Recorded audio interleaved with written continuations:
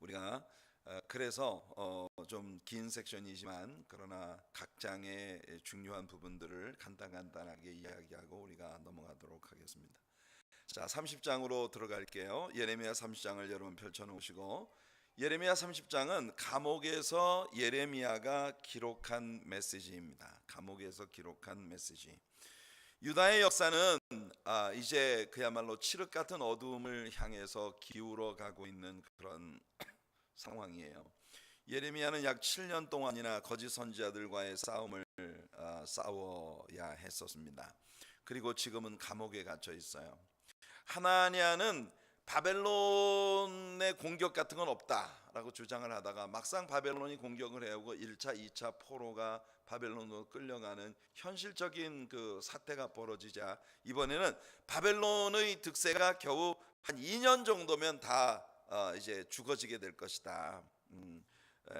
그렇게 그 이야기를 합니다. 이 사람은 끊임없이 하나님께서 자기에게 주신 말씀도 아닌 것을 하나님의 말씀인 것처럼 사람들에게 전해서 사람들의 마음을 위로해주고 사람들에게 선지자로서의 대우를 받는 이런 아주 거짓 선지자의 전형적인 그런 인물입니다. 예레미야는 하나님께서 입에 넣어주신 말씀을 정말 목숨을 걸고 위험을 무릅쓰고 이렇게 증거하는 그런 인물이었던 반면에 이 하나냐 같은 거짓 선지자들은 이렇게 계속 거짓말을 하고 사람들의 마음을 평안하다, 안전하다, 계속 사람들의 마음을 다독거려주는 이런 예언들로 이 성도들에게 거짓말을 하고 있는 그런 사람들이에요.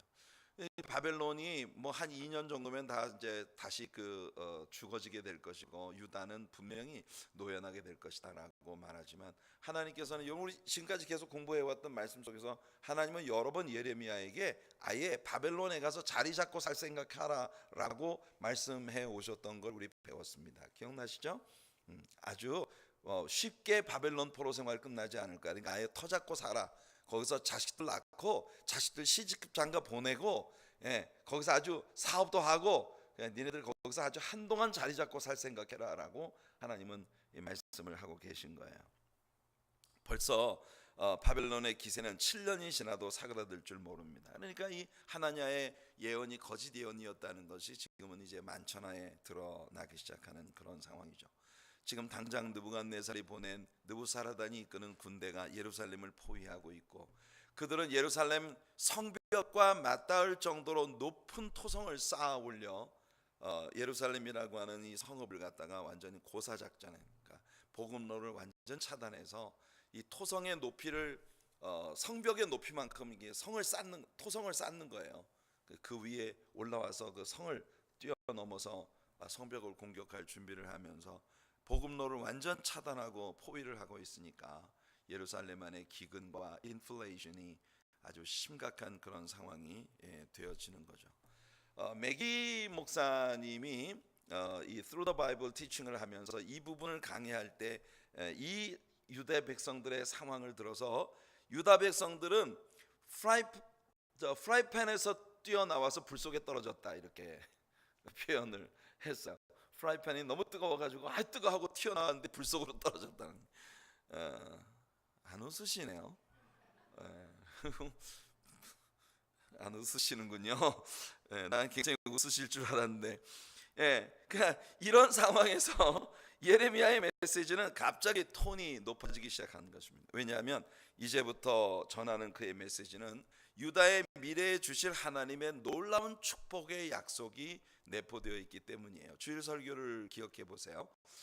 예레미야가 항상 예언을 할 때마다 하나님이 불길한 예언, 이 유다 나라의 암울한 미래에 대한 하나님의 징계의 선언만을 전해 오셨는데 이제 하나님께서는 예레미야에게 비로소 유다의 회복과 메시아의 출현과 영원한 그 주님의 킹덤 에이지에 대한 그런 아주 상당히 깊은 그런 예언들을 예레미야의 입을 들어서 하나님이 이제 말씀하실 것이기 때문에 그래서 예레미야는 모처럼 아주 굉장히 밝은 톤의 그런 예언을 이제 시작하고 있는 것입니다. 지금 유다 백성들 앞에는 밤이 다가오고 있어요. 하지만 그 밤은 아침과 함께 오고 있습니다. 다시금 여호와의 말씀 말씀이 예레미야에게 임했어요. 하나님은 이 말씀을 쓰라고 하십니다. 왜냐하면 예레미야는 감옥에 갇혀 있고 나가서 말씀을 전할 수 없으니까 서판에다가 이것을 기록을 해서 기록된 말씀으로 백성들에게 말씀을 전해라. 이것이 막히면 저런 방법으로 하나님께서 주신 사명은 계속돼야 합니다. 할렐루야.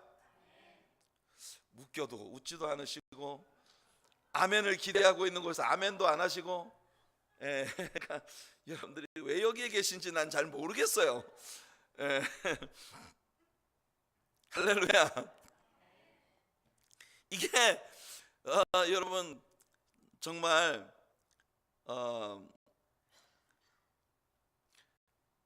하나님께서 우리에게 부여하신 사명은 중단 없이 계속돼야 돼요.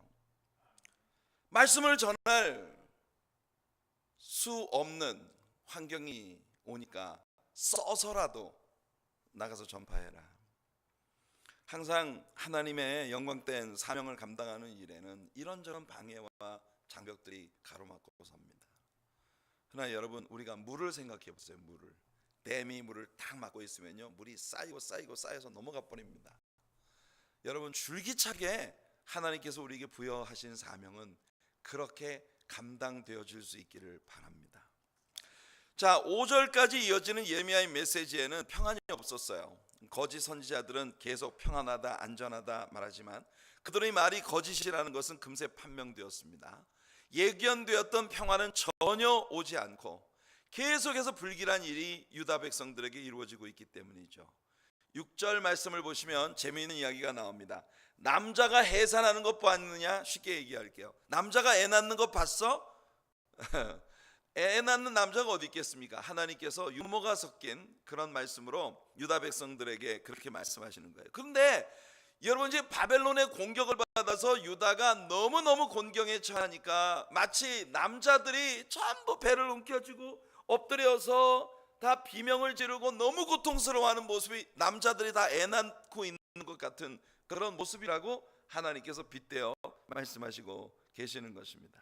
그래서 이어지는 예레미야의 메시지는 다가올 왕국 시대에 관한 예언으로 이제 한 단계 뛰어넘어갑니다. 8절과 9절 말씀을 같이 한번 읽어볼게요.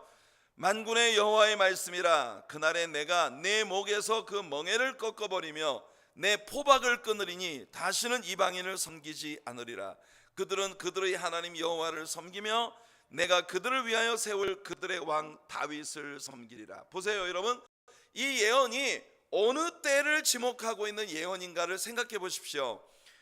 내가 너희들, 즉 이스라엘 백성들의 목에서 멍에를 꺾어버리고 포박을 끊어버릴 텐데, 그러니까 이스라엘의 완전한 회복이 다가오게 된다는 거예요. 그리고 다시 말씀합니다. 다시는 이방인을 섬기지 않으리라 그랬거든요.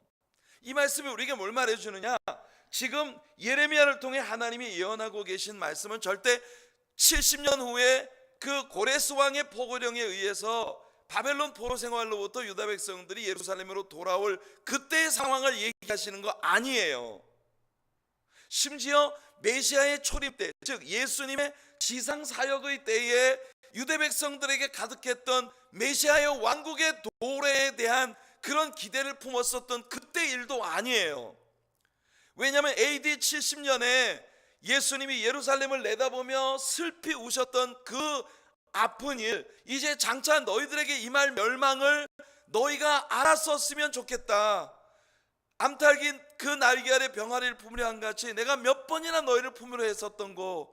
하지만 너희들은 너희 조상들처럼 선지자들을 죽이고 하나님을 반역하는 그런 일들을 계속해 왔다고 하시면서 이제 너희들에게 임박한 진노의 그 아픔을 너희들이 볼 수 있었으면 좋겠다고 예수님이 그렇게 한탄하셨어요. 그렇게 말씀하셨던 일이 예수님이 십자가에 못 박혀 죽으시고 난 후 AD 70년, 그러니까 예수님이 공생의 사역을 한 AD 30년에서 33년 정도까지 사셨다고 한다면 예수님이 돌아가시고 또 부활하시고 승천하신 그 이후로 40년여 만에 여러분, 유다는 로마의 타이러스가 이끄는 군대에 의해서 완전히 짓밟혀서 여러분, 이스라엘이라는 국가의 이름 자체가 지도에서 완전히 사라져버리는 그런, 여러분, 이스라엘이라는 국가 자체가 지구상에서 사라져버렸어요. 1948년도에 이스라엘이 다시 유엔에 등재된 독립국가로 그렇게 새로 그 부활할 때까지 그렇게 이스라엘은 이방인들에게 짓밟혔던 것입니다. 하지만 아직도 이방인들에게 이스라엘이 짓밟히고 있는 역사는 아직도 끝나지 않았어요. 왜냐하면 여러분 알고 계시는 대로 예루살렘이라고 하는 도시 안에 팔레스타인 사람들이 거주하는 팔레스타인 자치구가 아직도 존재하고, 예루살렘이라는 도시 한복판에 회교도들의 그 모스크가 존재를 하고 있고, 아직도 이스라엘은 이방인들에 의해서 상당 부분이 짓밟히고 있는 이런 시츄에이션이에요. 하나님께서 아브라함과 다윗에게 언약하셨던 약속의 땅들을 아직도 이스라엘은 완전히 아큐파이 하고 있지 못합니다. 이런 상황을 생각해 본다면 지금 예레미야를 통해 예언되고 있는 말씀은 아직까지 이루어지지 않은 말씀이라는 걸 우리가 분명히 알게 되면, 다시는 이방인을 섬기지 않으리라 그러셨거든요. 그러니까 이것은요 예수님의 재림의 때에 이루어질 일입니다. 그러니까 예레미야의 예언은 지금 상당히 깊은 영성을 가지고 아주 먼 데를 내다보고 있는 그런 예언을 하고 있는 거예요. 사실은 예레미야가 그렇게 깊은 영안을 갖고 있어서가 아닙니다. 예레미야의 특징은 뭐냐? 하나님이 입에 넣어주시는 말씀을 하는 거예요. 여러분들도 지금 이 세상을 살아가는 크리스찬들로서 여러분들을 하나님께서 입에 넣어주시는 말씀을 하는 여러분들 되시길 축복합니다. 예수 믿는다고 하면서 딴소리, 성경에도 없는 소리, 그냥 어디서 들었는지도 모르는 그런 소리가 기독교의 복음이고 교리인 것처럼 착각하고 그렇게 덜렁덜렁 예수를 믿는 사람들이 되면 안 돼요. 여러분 늘 말씀드립니다. 덮어놓고 믿지 말고 펼쳐놓고 믿으세요. 하나님의 진리를 완전히 알고, 그리고 그 하나님의 진리의 가르침에 견고하게 서 있는 그런 신앙인들이 꼭 되시기를 예수님의 이름으로 축복해 드립니다. 예레미야의 예언처럼 예수님의 재림의 때가 오면 이스라엘의 완전한 회복이 일어나게 될 것입니다. 그때 다시 킹덤 에이지로, 예수님의 통치하시는 킹덤 에이지로 들어갈 때 바로 다윗이 다시 일어나서 그들을 다스리게 될 것이다. 이게 뭐냐? 다윗 왕조가 다시 회복되어 다윗의 혈통, 데이비드 커버넌트, 사무엘하 7장에 나타났던 다윗에게 주신 그 예언이 완전히 성취되어지는 일이 다윗의 후손 예수 그리스도로 말미암아 이루어지게 될 것을 말씀하고 있는 거예요. 18절 말씀을 같이 한번 읽어보겠습니다. 그날에 되어질 일들입니다. 시작. 여호와께서 말씀하시니라, 보라 내가 야곱 장막의 포로들을 돌아오게 할 것이고 그 거처들의 사랑을 베풀 것이라. 성읍은 그 폐허가 된 언덕 위에 건축될 것이요 그 보루는 규정에 따라 사람이 살게 되리라. 확실한 하나님의 약속이에요. 지금은 하나님의 진노가 쉬지 않는 그런 세상을 우리가 살아가고 있습니다. 하지만 마지막 때 예수님의 재림과 함께 이루어지게 될 주님의 왕국, 이 킹덤 에이지에 다다르게 되었을 때 바로 지금 예레미야에 의해서 예언되어진 하나님의 이 모든 약속들이 완전하게 성취되게 될 것입니다. 자, 31장으로 들어갑니다. 자, 하나님께서 하고자 하시는 일이 무엇인가 하는 것을 우리들에게 보여줍니다. 이스라엘의 마지막 왕이었던 호세아처럼 이제 유다의 마지막 왕이 될 시드기야의 파멸이 시시각각 시드기야 왕 앞에 다가오고 있습니다. 하지만 30장으로부터 시작된 예레미야의 회복의 메시지가 여기 31장에서도 계속되는데요.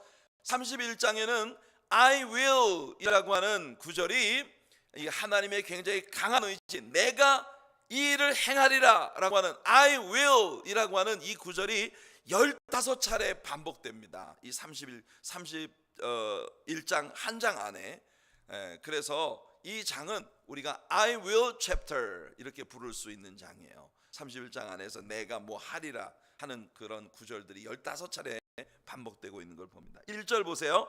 여호와의 말씀이니라, 그때 내가 이스라엘 모든 종족의 하나님이 되고 그들은 내 백성이 되리라. 여기 I will be their God 이렇게 하나님께서 말씀하신, 내가 그들의 하나님이 될 것이다. 이스라엘의 종족의 하나님이 될 것이다 라고 말씀하고 있는 것입니다. 이 예언 역시 아직 이루어지지 않은 예언이에요. 왜냐하면 현재 많은 유대인들이 이스라엘 땅으로 돌아오기는 했습니다만 이 예언의 성취라고 볼 수 없는 게, 왜냐하면 이스라엘 사람들은 아직 하나님께로 돌아오고 있지 않기 때문이에요. 여기 보면 이스라엘이 하나님께로 돌아와 그들이 하나님 백성이 되리라고 했는데 오늘날의 이스라엘은 아직 하나님 백성이 아닙니다.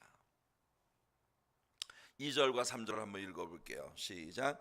여호와께서 이같이 말씀하시니라. 칼에서 벗어난 백성이 광야에서 은혜를 입었나니 곧 내가 이스라엘로 안식을 얻게 하러 갈 때에라. 옛적에 여호와께서 나에게 나타나사 내가 영원한 사랑으로 너를 사랑하기에 인자함으로 너를 이끌었다 하였노라. 우린 여기서 하나님의 기막힌 말씀을 봅니다. 하나님께서 이스라엘 백성들에게 또다시 회복을 주시는 이유는 여러분 잘 들으세요. 하나님께서 무궁한 사랑으로 그들을 사랑하시기 때문이라는 거예요. 여러분, 내가 영원한 사랑으로 너를 사랑하기에 인자함으로 너를 이끌었다. 혹시 여러분 김종환이라는 가수 아시나요? 그 사랑을 위하여라는 그런 노래가 있는데 그분이 부른 노래 중에 그 노래의 맨 끝에 보면은 그 내레이션이 나와요. 그 노래의 내레이션에 진짜 기막힌 이야기가 나옵니다. 내가 당신을 사랑하는 이유는 정말로 당신을 사랑하기 때문입니다. 여러분도 어떻게 생각하세요? 내가 당신을 사랑하는 이유는 당신이 너무 아름답기 때문입니다. 당신이 너무 예쁘기 때문입니다. 당신이 너무 사랑스럽기 때문입니다. 뭐 이런 말이 나올 거라고 기대되지 않습니까? 근데 사실은요, 어떤 조건 때문에 당신이 너무 예뻐서 사랑하는 거, 당신이 뭘 잘해서 사랑하는 거, 당신이 나한테 뭘 잘해줘서 사랑하는 거, 이거는 변할 수 있어요. 변할 수 있어요. 근데 내가 당신을 사랑하는 이유는 내가 정말로 당신을 사랑하기 때문입니다. 이거는 그냥 조건이 당신이 어떠한 것과 상관없이 그냥 내가 당신을 사랑하기 때문에 난 당신을 사랑할 수밖에 없습니다. 저는 이 내레이션을 들을 때 야, 이게 우리를 향하신 하나님의 사랑의 속성이 아닌가 이런 생각을 했어요. 하나님께서 여러분들을 사랑하시는 이유는 하나님이 여러분을 사랑하시기 때문이에요. 이해가 되십니까? 지금 하나님은 그 말씀을 하고 계신 겁니다. 내가 이렇게 계속해서 반역하고 나를 배신하는 이스라엘을 내가 사랑한다고 하니까 놀랍지?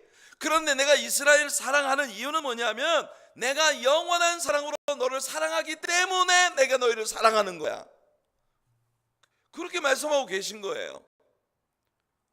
저는 이게 참 은혜가 되는데요. 너무 은혜가 돼요. 왜냐하면 하나님께서 저를 사랑하시는 게 저의 어떠함 때문에 하시는 사랑이라면 전 자신이 없어요. 왜냐하면 어떤 때 제가 하나님 앞에 정말 신통방통하게 예쁜 짓을 할 때도 있죠. 그럼요. 정사가 하나님을 기쁘시게 해드릴 때가 많겠어요? 안 많겠어요? 한참 생각해 보셔야 될 것 같아요. 많단 말이에요. 여러분들 보시기엔 어떨지 몰라도 그래도 정 목사가 하나님을 기쁘시게 해드리는 일이 많거든요. 근데 제가 분명히 아는 건 뭐냐면 제가 하나님을 기쁘시게 해드리는 것보다도 하나님께 실망을 드릴 때 그 실망이 훨씬 더 크다는 걸 알기 때문에, 그래서 저는요 제가 자신이 없다는 이유가 뭐냐, 하나님이 저의 어떠함 때문에, 예를 들어 내가 기도를 많이 해서 사랑한다 그러면 내가 기도를 정말 많이 못할 때도 있단 말이에요. 그럼 그때 하나님께 미움받을 거 아니겠습니까? 제가 우리 성도님들에게 무엇을 어떻게 하는 그런 것을 보고 하나님이 저를 사랑하신다고 하면 그런 기대에 못 미칠 때가 훨씬 더 많단 말이에요. 저의 어떠함 때문에 하나님이 저를 사랑하신다면 저는 정말 하루에도 12번씩 하나님께 버림받아 마땅한 존재예요. 그런데도 하나님은 저를 사랑하시거든요.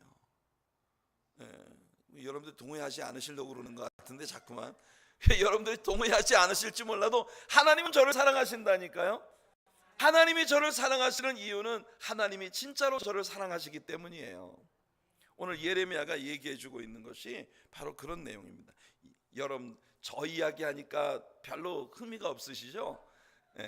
다시 얘기해 드릴게요. 하나님께서 여러분들을 사랑하시는 이유는 하나님이 진짜 여러분을 사랑하시기 때문입니다. 네, 이럴 줄 알았어. 온도가 달라. 이 아멘의 온도가 달라.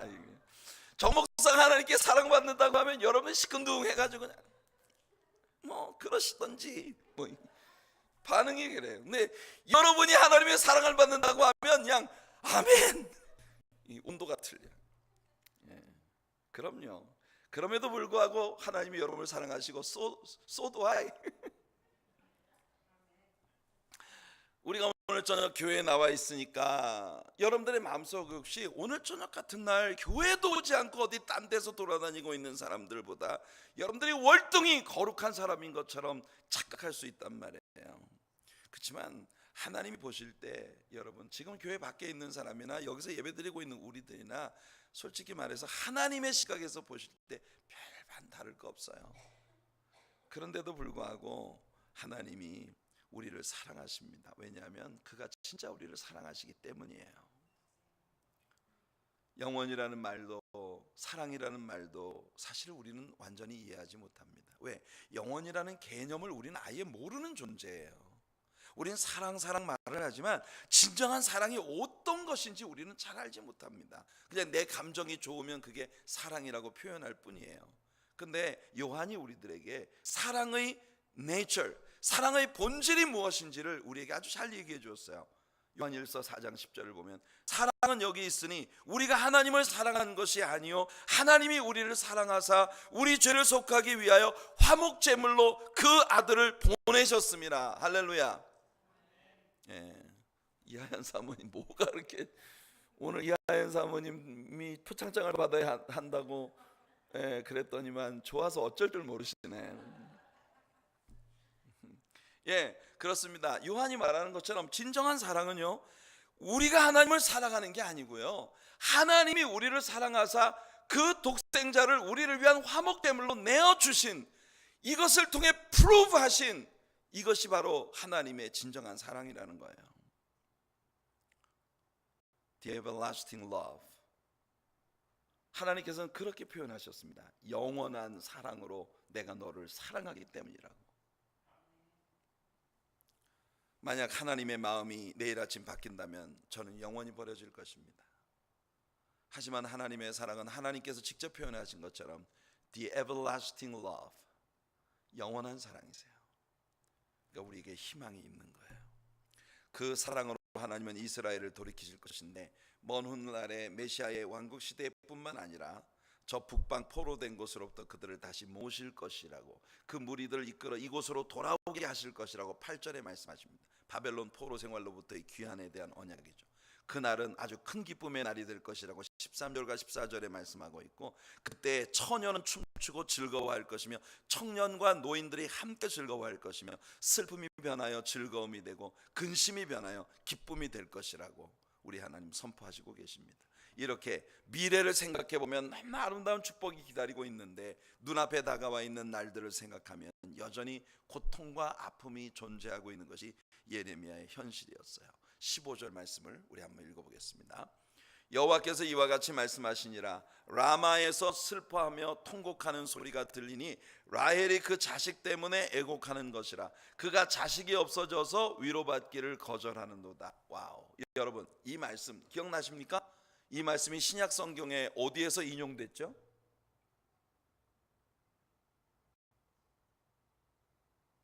갑자기 생뚱맞은 이야기를 제가 하고 있나요? 예레미야의 이 예언이 신약 성경에서 인용되어졌어요. 바로 그 일에 대한 예언이라고. 어떤 사건이냐면은 예수님의 탄생 시에 헤롯 대왕에 의해서 2세 미만의 남자 아이들이 대학살을 당할 때 예레미야가 예언한 이 말씀이 바로 그때의 이스라엘의 2세 미만의 남자 아이들이 모조리 학살을 당하는 바람에 어미들이 슬피 우는 통곡 소리가 온 이스라엘에 가득하게 될 그 일을 이제 예언한 말씀이었다고 얘기하고 있는 겁니다. 여기서 라헬은요 이스라엘의 어머니를 상징하는 그런 예언적인 명칭입니다. 이 같은 슬픈 현실이 그들 앞에 다가오고 있다는 거예요. 하지만 31절 이하에서 하나님은 다시금 그들과 언약을 맺으십니다. 우리는 북쪽의 10지파가 이미 파괴된 것을 알고 있어요. 하지만 하나님께서 보실 때에는 그들도 아직 소망이 있습니다. 하나님은 이스라엘의 12지파와 더불어 새 언약을 맺고자 하십니다. 새 언약입니다. 우리 31절부터 33절까지 한번 주의 깊게 읽어보겠습니다. 시작. 여호와의 말씀이니라. 보라, 날이 이르리니 내가 이스라엘 집과 유다 집에 새 언약을 이거 보세요. 이스라엘 집이라고 하는 건 북쪽 이스라엘 10지파를 말하는 것이고, 유다 집이라고 하는 건 남쪽 유다 지파와 베냐민 지파, 그래서 모두 12지파의 미래에 대하여 하나님께서 이제 언약하시겠다는 거예요. 32절입니다. 시작. 이 언약은 내가 그들의 조상들의 손을 잡고 애굽 땅에서 인도하여 내던 날에 맺은 것과 같지 아니할 것은 내가 그들의 남편이 되었어도 그들이 내 언약을 깨뜨렸음이라. 여호와의 말씀이니라. 그러나 그날 후에 내가 이스라엘 집과 맺을 언약은 이러하니 곧 내가 나의 법을 그들의 속에 두며 그들의 마음에 기록하여 나는 그들의 하나님이 되고 그들은 내 백성이 될 것이라. 여호와의 말씀이니라. 여러분, 하나님께서 여기서 말씀하고 계시는 이 새 언약, New Covenant, 이 새 언약은 바로 예수 그리스도로 말미암아 그리스도를 믿는 구원받은 성도들의 마음 안에 이루어지게 될 언약에 대한 그런 약속인 거예요. 이 약속은 이스라엘 애굽 땅에서 나온 이스라엘의 조상들에게 주셨던, 시내산에서 모세를 통해 주셨던 옛 언약과는 아주 확연히 차이가 나는 언약이라고 했습니다. 가장 큰 차이는 이 언약이 돌에 새겨진 것이 아니라 사람들의 마음에 새겨진 것이다. 성도 여러분, 오늘 밤에도 하나님의 성령께서 부족한 종을 세우셔서 하나님의 말씀을 가르치고 이 말씀이 여러분들의 마음판에 새겨지도록 하나님의 성령께서 역사하시고 계시는 거예요. 여러분들 마음 안에 하나님을 향한 뜨거운 사랑과 은혜, 하나님은 그들의 죄가 용서될 것이고 다시는 기억도 되지 않을 것이라고 34절에서 말씀하십니다. 하나님은 이 언약이 절대로 변하지 않을 것이라고 우리 하나님은 확증하십니다. 마치 하나님 표현은 달이 궤도를 벗어나서 딴 곳으로 가거나 혹은 하늘에서 다른 곳으로 옮겨질 수 없듯이 하나님이 주시는 이 새 언약도 절대로 변개치 아니하리라. 하나님의 이 약속은 예수 그리스도로 말미암아 오늘 우리들에게 이루어졌습니다. 할렐루야. 이스라엘 12지파뿐만 아니라 영적인 이스라엘, 영적인 하나님의 자녀들이 되어진 우리들 모두가 다 우리들의 신비, 육비, 우리들의 마음의 비석에 하나님의 성령의 능력으로 생명의 말씀이 새겨진 바 된 하나님의 자녀들이 되었다는 거죠. 자, 32장과 33장으로 이어집니다. 32장과 33장은 감옥에서 땅을 매입하는 예레미야에 관한 이야기예요. 이거 여러분 지난 주일날 아침 설교를 통해서 우리가 다 이미 배운 말씀입니다. 감옥에 갇힌 예레미야는 하나님의 명령으로 그의 사촌 하나멜의 땅을 매입하게 됩니다. 이 내용에 대해서 우리 지난 주일 아침 설교에서 자세히 배웠으니 혹시 생각이 안 나거든 유튜브에서 여러분들이 지난 주일 설교를 한 번 더 다시 들어보시기를 바랍니다. 예레미야의 마음속에는요 굉장히 왜 라는 질문이 계속 일어나고 있어요. 도대체 무슨 뜻이야? 아니 이스라엘 백성들은 왜 이렇게도 말을 못 알아듣는 거야? 하나님은 이스라엘을 왜 이렇게 벌하지 않으시는 거야? 근데 또 하나님 벌하신다고 하나님이 어떻게 할례도 받지 않은 이방인들을 들어서 이스라엘 친단 말이야? 저 사람들이 우리 하나님 백성들보다 그럼 낫단 말이야? 이해가 안 되는 거 투성이에요. 근데 또 나는 하나님이 안 하겠다고 하는 사람을 억지로 데려다가 너는 내가 가라는 곳에 가고 만나는 사람 만나고 내가 하라는 말만 해라. 그렇게 함으로써 네가 뽑고 파괴하고 부숴버리고 새로 심고 건축하게 되리라. 그러니까 사람의 마음에 완전히 혁신적인 변화를 가져오게 될 것이라고 하나님 약속하셨는데 내가 메시지를 전하는데 사람들의 마음이 변하기는 고사하고 나만 감옥에 갇혔어요. 그러니까 예레미야는 모든 게 이해가 안 돼. 근데 또 감옥에 가둬놓고는 아니 하나님께서 분명히 유다가 멸망한다고 했는데 멸망하는 나라에 자기 고향 아나돗의 하나멜의 소유인 땅을 사라는 거예요. 납득이 안 되는 그런 예레미야가 납득할 수 없는 상황 가운데에서 순종의 길을 선택했다는 것이 지난주일 우리들의 메시지의 아주 중요한 파트입니다. 여러분 우리는요 모든 걸 다 이해해서 하나님을 따라가는 게 아닙니다. 우리의 작은 두뇌로 우리의 작은 가슴으로 완전히 납득할 수 없는 너무나 많은 일들이 우리에게 벌어지지만 그럼에도 불구하고 우리는 하나님을 믿는 쪽을 선택해야 하고 하나님을 순종하는 쪽을 선택해야 하는 거예요. 아멘. 우리 하나님 믿어야 합니다. 하늘이나 땅이나 높음이나 깊음이나 또 천사나 사망이나 생명이나 다른 어떤 피조물이라도 우리 구주 예수 그리스도 안에 있는 하나님의 사랑으로부터 우리를 결단코 끊을 수 없으리라. 그래서 바울이 선포하는 것처럼 We are more than conqueror. We are a champion. 이게 바울의 선포예요. If God be for us, who can be against us? 우리가 하나님이 우리를 위하신다면 누가 우리를 대적하리요? 우리는 이 사실을 믿어야 합니다. 이 사실을 믿어야 해요. 하나님은 이 예레미야의 부르짖음에 대해 말씀하십니다. 우리는 여기서 우리가 하나님께 부르짖는 기도의 사람들이 되어야 할 이유를 발견했어요. 지난 주일 아침 설교의 본문이었습니다. 한번 같이 읽어볼게요. 다시 시작. 이를 행하시는 여호와, 그것을 만들며 성취하시는 여호와, 그의 이름을 여호와라 하느니가 이와 같이 이르시도다. 너는 내게 부르짖으라. 내가 내게 응답하겠고 내가 알지 못하는 크고 은밀한 일을 내게 보이리라. 하나님은 일하시는 분이십니다. 여기서 하나님이 일하신다는 것이 하나님이 알화 무에서 유를 창조해내신 여러분들을 가지고 아사, 이 하나님께서 여러분들을 통해 역사를 만들어 가시는 하나님이시라는 거예요. 거기다가 여러분들을 아름답게 빚으시고 유기적으로 여러분들이 영적으로 자라게 하셔서 여러분들을 정말 하나님의 기쁨이 되어지는 아름다운 주님의 자녀로 포밍 하시는, 조성하시는 하나님. 야차르, 우리는 바라와 아사와 야차르라는 세 가지 동사가 우리들의 영적인 변화에 사용되어지고 있는 이 놀라운 예언의 말씀을 보았어요. 이런 모든 일이 언제 일어난다고요? 우리가 기도할 때, 부르짖을 때 일어납니다. 여러분, 그래서 우리는 부르짖어야 될 이유, 하나님께서 말씀하셨어요. 지난 주일 설교에서 그랬죠. 이스라엘은 정말 고칠 수 없는 병에 걸려서 불치의 병에 약도 없고 중보자도 없어요. 그런데 하나님은 내가 처방을 갖고 있다 하십니다. 그 처방이 뭐였어요? 너희들이 내게 부르짖는 거예요. 아멘. 여러분들이 하나님께 부르짖는 것이 하나님의 처방입니다. 환난 날에 나를 부르라. 내가 너를 건지리니 내가 나를 영화롭게 하리로다. 멋진 하나님의 약속이에요. 그리고 나서 하나님은 예레미야에게 약속하셨습니다.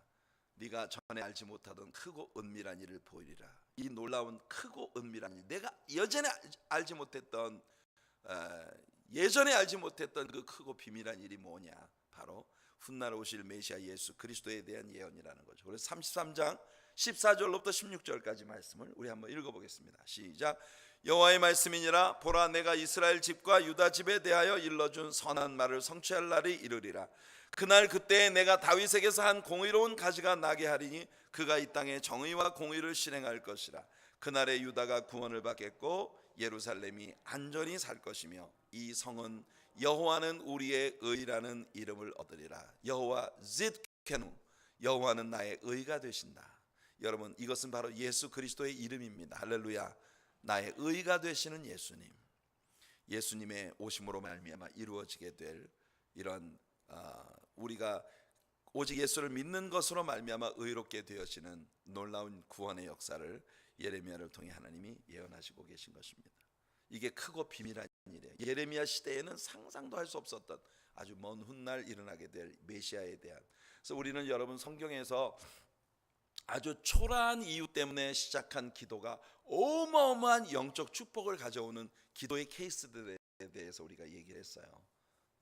한나의 기도 같은 경우 정말 유치하기 짝이 없는 한 여인의 질투에 가득 들어찬 그런 초라하기 그지없는 이유로 기도가 시작이 되었지만 하나님은 그 한나의 기도를 사용하셔서 이스라엘 역사의 물꼬를 완전히 뒤바꿀 사무엘이라고 하는 위대한 영적인 사람을 일으키신 거예요. 기도는 바로 그런 힘이 있는 것입니다. 여러분, 사람들은 기도는 만사를 변화시킨다 그럽니다. 여러분, 기도가 만사를 변화시키는 힘이 있다는 건 믿어요. 하지만 그 만사가 변화되는 이유가 뭐냐? 기도하는 내가 변화되기 때문이에요. 기도는 나를 변화시키는 겁니다. 많은 사람들이 기도는 하나님의 보좌를 흔든다 그럽니다. 저는 그거 정말 두려운 말이에요. 여러분, 하나님의 보좌가 쉽게 흔들리겠습니까? 여러분들의 기도가 뭐 대단하다고 여러분 하나님께서 뜻을 바꾸시겠어요? 예, 아닙니다, 여러분.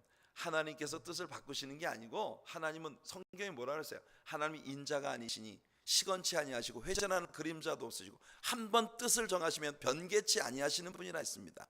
믿습니까, 여러분? 하나님이 뜻을 바꾸시는 거 아니에요. 하나님은요, 공의에 의한다면 하나님이 의를 집행하셔야 되는데, 하나님은 사랑이 많으세요. 그래서 여러분들의 중심에 기도를 시작시키시는 겁니다. 그래서 여러분들의 기도를 이니시에이트 하셔서 그 기도를 사용하셔서 하나님의 의를 집행하시는 것을 사랑으로 바꿀 수 있는 길을 하나님 여시는 거예요. 모세가 이스라엘 백성들, 하나님의 백성들 치려면 저 생명책에서 지워주십시오, 이런 중보를 하게 만든 건 하나님께서 넣어주신 기도입니다. 환난 날에 나를 부르라. 우리는 그렇습니다. 어려움 때문에, 고통 때문에, 눈물겨운 그런 삶의 아픔 때문에 우리는 기도를 시작해요. 하지만 우리 안에 기도를 이니시에이트 하시는 분은 하나님이십니다. 하나님은 우리가 그렇게 기도를 계속 하나님 앞에 해나갈 때 하나님은 우리 기도를 바꿔주시는 거예요. 한나의 기도가 바뀌었던 것처럼 오늘 하나님께서 저와 여러분들에게 그런 부르짖음을 주시는 차원 높은 영성을 가진 신앙인들이 되게 하시기를 축복합니다. 자, 34장으로 들어가는데요, 34장에서는 시드기야, 레갑 족속 그리고 바룩에 대한 이야기가 나옵니다. 드디어 하나님은 예루살렘이 불타고 시드기야까지 포로되어 잡혀갈 것을 말씀하세요. 여기 34장 1절부터 5절까지 해서 느부갓네살이 유다에 행할 일들을 하나님이 모두 말씀하시는데요, 정말 무섭도록 적확하게 이 예언들이 그대로 성취됩니다. 예루살렘을 불사르고 시드기야 왕은 그 눈이 뽑혀버려서 처음 그 눈으로 바벨론 왕도 보고, 하지만 눈이 뽑힌 채 바벨론으로 끌려갔기 때문에 자기가 눈이 뽑히기 전에 왕자들이 자기 눈앞에서 죽임당하는 광경을 보고 눈이 뽑혀서 바벨론으로 옮겨졌기 때문에 바벨론을 보지 못할 것이라고 하는 이 하나님의 예언의 말씀이 문자 그대로 이루어졌다고 하는, 여러분 이 예언의 구체성을 눈여겨보세요. 이 말들이 모두 literally 말 그대로 이루어집니다. 이 예언이 있은 후에 시드기야는 먼저 유다의 모든 종된 자들을 풀어주어서 유다에는 동족끼리 서로를 노예로 삼지 못하게 하겠다는 언약을 맺습니다. 하나님은 시드기야의 포고령이 하나님 보시기에 옳은 일이었다고 칭찬하셨어요. 왜냐하면 출애굽기 21장 2절에서 히브리 종들은 안식년이 되면 반드시 노여나야 한다고 말씀하시면서 유대인은 동족을 종으로 삼아서는 안 된다는 원칙을 분명히 세우셨던 것입니다. 그렇지만 시드기야는 하나님의 마음을 얻기 위해서 이런 율법의 명령대로 지키겠다고 해놓고는 역시 그 약속을 지키지 않습니다. 뻥이었어요. 16절을 보시면 그들이 자유롭게 해주었던 노비를 끌어다가 다시 노비로 삼았다고 하나님이 지적하고 계십니다. 너희들은 내 앞에서 율법을 행하는 척하면서 결국은 너희들의 욕심을 버리지 않는 자들이다 라고 그렇게 하나님이 말씀하시고 계시는 걸 봅니다. 그리고 하나님은 그들이 내 이름을 더럽혔다고 말씀하고 계세요. 이게 두려운 부분입니다. 여러분, 모세와 아론이 가나안 땅에 들어가지 못했던 이유가 뭐였다고 그랬어요? 하나님의 거룩하심을 이스라엘 백성들 앞에서 나타내는데 실패했기 때문입니다. 저와 여러분들은 하나님의 자녀로서 오늘 우리가 살아가는 이 세상에서 하나님의 앰베서더리예요. 여러분은 천국의 대사들로 이 세상을 살고 있는 자들입니다. 그러니까 여러분들은요, 여러분들의 모습을 통해서 세상 사람들에게 하나님이 누구신지를 보여주어야 될 사명이 있는 거예요. 그게 우리들의 사명입니다. 모세와 아론이 여러분 지면에 있는 어떤 사람보다도 겸손하고 온유함이 승했다 했어요.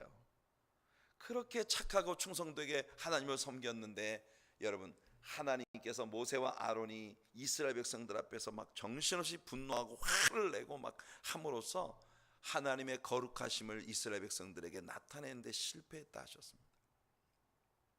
물론 그들의 분노 때문에 하나님의 사랑스러운 모습을 보여주지 못한 이유도 있지만, 하나님께서 계획하셨던 반석을 쳐서 생수를 내는 사건에 대한 숨겨진 예수 그리스도의 모형적인 그림자를 깨뜨려 버린 것이 큰 이유였다고 하는 걸 우리 배웠습니다.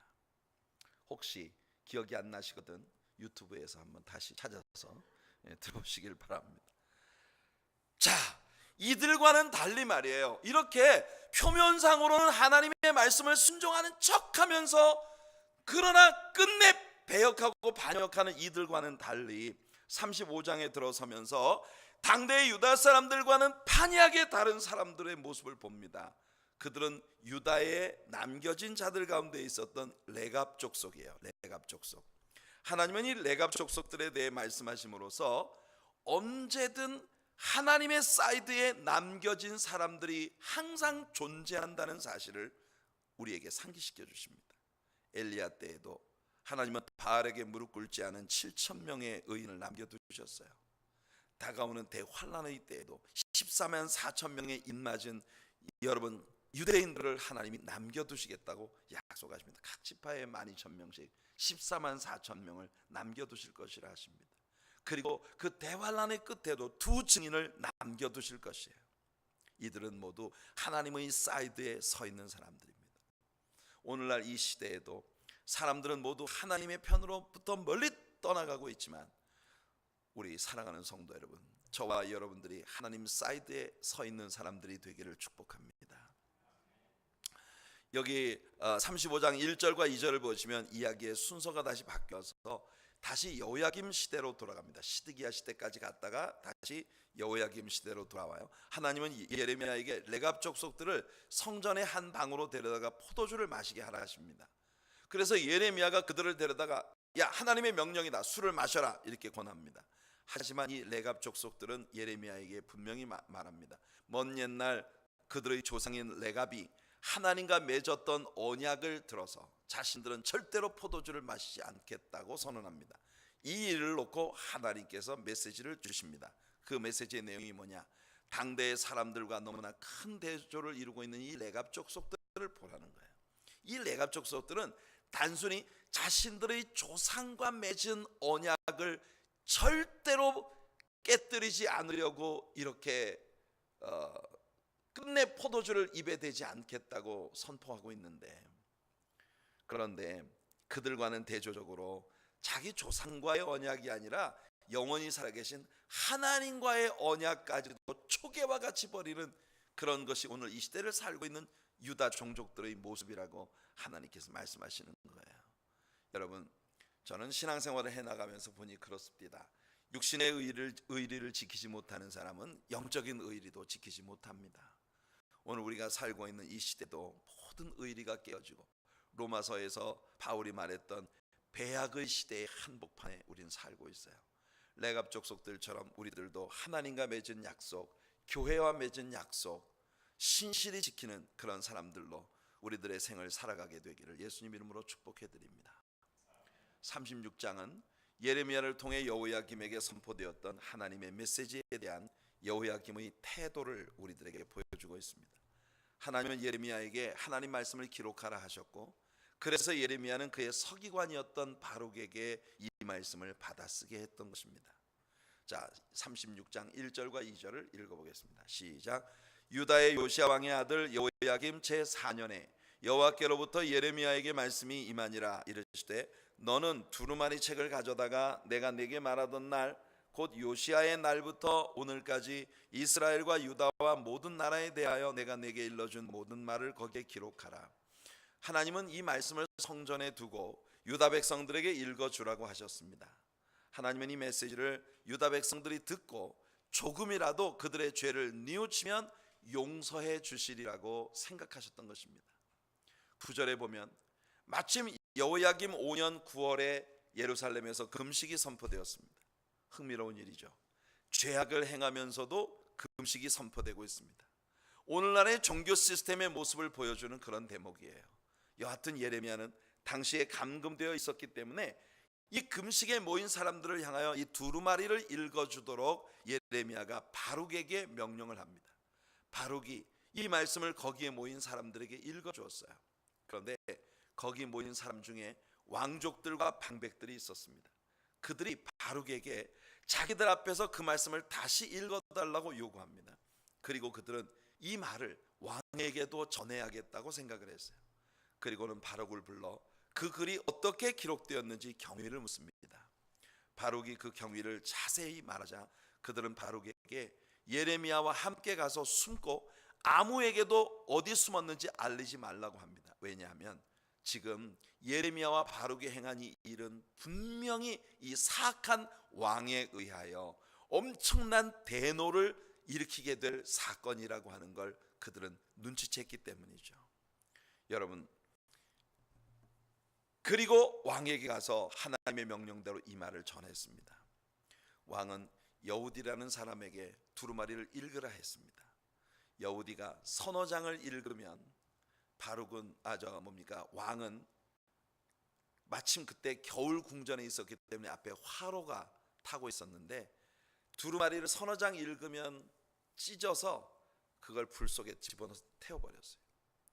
여러분, 하나님께서 주신 말씀을 서너 장 읽고 난 후에는 박박 찢어가지고 발기발기 찢어서 불 속에 태워버립니다. 여호야긴 왕이 하나님께서 그에게 주시는 회개의 기회를 이처럼 농락하고 있었던 것입니다. 그는 하나님 말씀을 듣고 갈기갈기 찢어서 태워버렸어요. 오늘날 하나님의 말씀은 정말 모든 사람들이 듣고 읽을 수 있게 되었습니다. 이렇게 작은 책들로 모든 사람들의 손에 들려졌어요. 실로 성경은 세계 최고의 베스트셀러입니다. 하지만 이 말이 우리들에게 그다지 감동을 주는 것은 아닙니다. 많이 팔리면 뭐합니까? 많이 읽혀야지. 우리 성도님들이 성경책을 얼마나 많이 갖고 있어요? 특히 저는 우리 한국 크리스천들이 성경책을 제일 많이 갖고 있지 않나 생각해요. 여러분들은 성경책을 교회에서 선물도 많이 받고 하니까 최소한 성경들을 세 권, 네 권씩은 다 갖고 있어요. 그죠? 침대 머리맡에 한 권, 화장실에 한 권, 자동차에 한 권, 그리고 교회에 한 권. 여러분 어디를 가든지 성경책을 갖고 계세요. 하지만 문제는 뭐냐면 이거 읽지 않는 게 문제입니다. 제이 버논 맥기 목사님이 그의 인생의 마지막 6년을 라디오 미니스트리를 하시면서 Through the Bible 티칭을 하시면서 그의 마지막 여생을 보내셨는데요. 그때 그가 라디오 미니스트리를 할 때 청취자 한 분이 맥기 목사님에게 짧은 글을 적어 보냈는데 오늘의 미국 사람들이 하나님의 말씀인 성경에 대해 어떤 태도를 갖고 있는지를 적은 우스갯소리였다고 맥기가 라디오 방송에서 소개를 한 이야기를 여러분들에게 들려드릴게요. 어떤 사람이 이야기했습니다. Mom, I found an old dusty thing high up on the shelf. Just look. 뭐예요?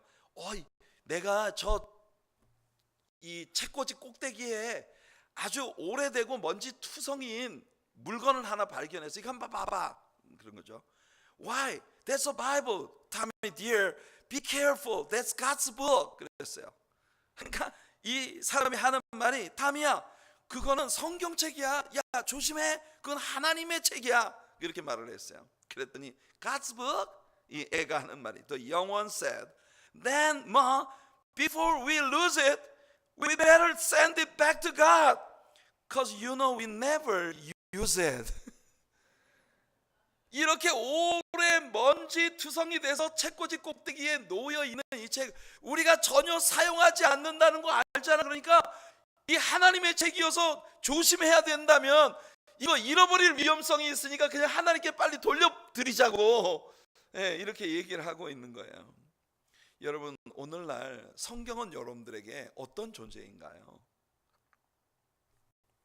너무 존경스러운 책이어서 여러분 성경책을 방바닥에 두고 애들이 성경책 위를 뛰어넘어가면 야, 어디 감히 성경책을 뛰어넘어가, 이 거룩한 물건을. 그런 거룩함은 가지고 있어요. 그러나 성경책을, 어떤 분은 그러더라고요. 성경책을 암송하려면 배구 잘하고. 그러니까 또 한 사람이 또 이야기하기를 성경책 배구 잘하면 목 디스크 걸린다고 또 얘기해요. 여러분, 여호야김이 말씀을 찢어버렸다고 해서 여기서 포기하실 하나님이 아니십니다. 그래서 28절 보면 너는 다시 다른 두루마리를 가지고 유다의 여호야김 왕이 불사른 첫 두루마리의 모든 말을 기록하고, 하나님은 두루마리 가져다가 새로 쓰라 하십니다.